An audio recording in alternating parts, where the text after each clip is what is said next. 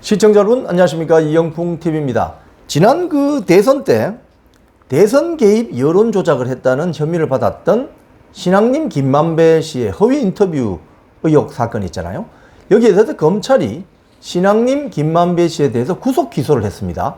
그리고 뉴스타파 관계자들에 대해서는 불구속 기소해서 이제 구속 기소 상태에서 수사를 계속 받게 됐습니다. 검찰이 이른바 대선 개입 여론조작 사건의 주범으로 구속된 화천대유 실소유주 김만배 씨, 그리고 신앙님 전 민노총 언론노조 위원장에 대해서 구속 기소를 했어요.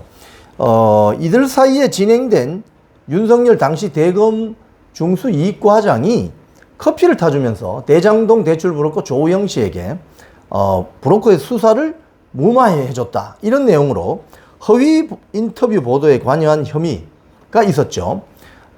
김만배 신앙님은 구속 기소됐고, 요 혐의를 받는 김용진 뉴스타파 대표와 한상진 뉴스타파 기자는 불구속 기소했습니다. 자, 이 사건은 잘 아시는 것처럼 지난 윤석열, 이재명 두 후보 간의 대통령 선거 3일, 그러니까 투표하는 날 3일 직전에 뉴스타파를 통해서 보도된 내용인데요. 이 보도된 내용의 그 허위 인터뷰는 이미 6개월 훨씬 이전에 인터뷰가 이미 되어 있던 내용입니다. 그래서 그 녹취록이 이렇게 쭉 녹취록 형태로 있는데, 앞뒤 부분을, 중간 부분을 드러내고 앞뒤 부분을 이렇게 잘라서 붙이면은 이게 마치 그 자리에 있었던 그 검사가 마치 윤석열인 것처럼 이렇게 오인해서 들을 수 있는 그런 어떤 허위 인터뷰다, 이런 어떤 혐의를 받았죠. 그래서 이 인터뷰를 담은 뉴스타파의 보도가 대선 투표일 직전 3일 직전에 방송이 되었고, 그리고 그 방송이 된 다음에 이재명 당시 민주당 대선 후보 캠프에서 퍼나르고 좌파 매체들이 잇따라 보도를 하고, 그 다음 날은 KBS, MBC 등 대한민국의 그 메이저 언론사는 거의 다 따라 인용 보도를 한 거죠. 그렇게 됨으로써 윤석열 후보가 떨어지는데 관여할 수 있다는 어떤 그런 우려를 낳았던 그런 보도입니다. 알고 봤더니 허위 인터뷰라는 거죠. 그래서 이 부분에 대해서 문제가 심각하게 제기가 됐었습니다. 자, 그런데 검찰은 서울중앙지검 특별수사팀이군요.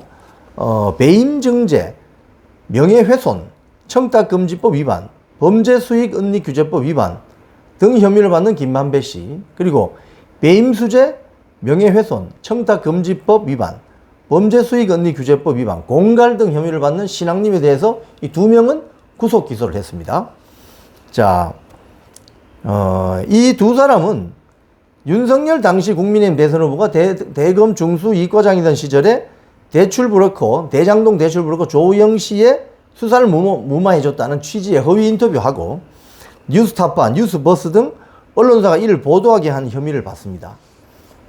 그리고 이 시기에 김만배 씨는 신앙님에게 이 보도의 대가로 보이는 1억 6,500만 원을 지급합니다. 그리고 그 신앙님은 자신의 저서인 혼맥지도라는 책을 3권을 김만배에게 주죠. 그래서 이 책값으로 1억 6,500만 원을 받았다, 이렇게 주장을 했죠. 믿을 사람은 별로 없겠지만. 자, 그리고 이 신앙님 씨는 또 이 책을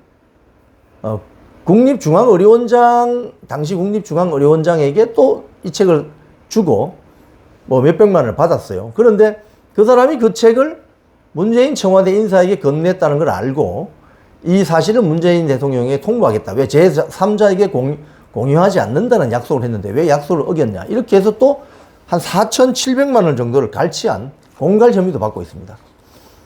민노총 언론노조 전 위원장입니다. 자, 그리고 이 허위 인터뷰 보도에 관여한 혐의를 받는 뉴스타파 김용진 대표, 그리고 한상진 기자는 정보통신망법상 명예훼손 혐의로 함께 기소했는데 일단 불구속 기소입니다. 네. 그리고 검찰은 김만배 신앙님에 대해서는 이미 지난달 구속영장을 청구했고요. 이들에 대해서 증거인멸 도주가 우려가 있다며 구속했어요. 그리고 검찰은 이들이 구속된 이후에 추가 소환 조사를 진행해온 것으로 알려졌습니다. 자, 이 사건은 이른바 대통령 선거, 대통령 선거에 소위 말해서 언론 매체로 등록된 매체가 어떻게 장난을 칠 수 있느냐, 어떻게 가짜 뉴스를 기획하고 생산하고 유통시키고 확산시키고 그걸 다시 정치권이 받아서서 또 한 번 더 떠들면 이게 허위 인터뷰를 할지라도 기정사실화되는 이런 이 가짜 뉴스의 생산, 기획, 생산, 유통, 확산 메커니즘을 보여준 대표적인 사건입니다. 즉 이제 언론사로 등록된 매체들이 대통령 선거에도 관여를 해서 자기들과 좀 적대적인 관계에 있거나 자기들과 좀 다른 성격의 정당의 후보라면 그 후보에게 타격을 줄 수 있는, 그래서 득표율이 떨어지게 만들 수 있는 이런 식의 가짜 뉴스를 확산시킬 수 있다. 그래 이게 실체적인 진실로 드러나고 있다는 점에서 충격을 줬습니다. 그렇기 때문에 이번 사건은 김만배, 신앙님 두 사람의 구속 기소로서 계속 수사가 진행되고 구속 상태에서 재판을 받을 것으로 보이는데요. 이번 기회에 이런 가짜 뉴스의 기획, 생산, 유통, 확산에 관여한 세력에 대해서는 가차없이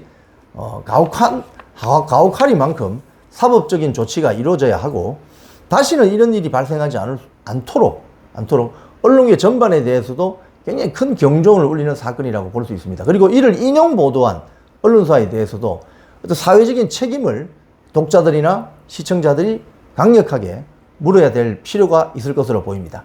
지금까지 이영풍TV였습니다.